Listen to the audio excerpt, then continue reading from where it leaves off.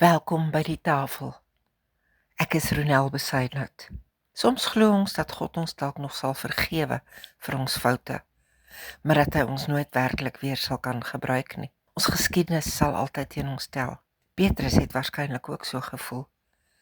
Maar na die strandontbyt daardie oggend, vra Jesus hom net een vraag.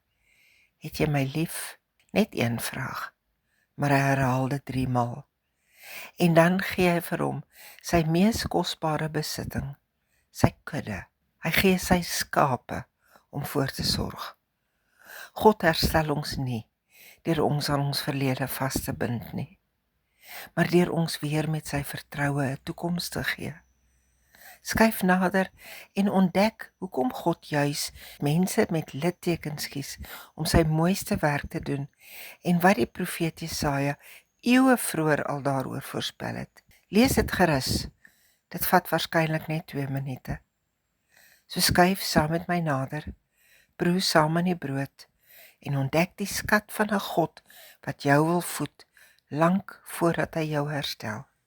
Lekker lees.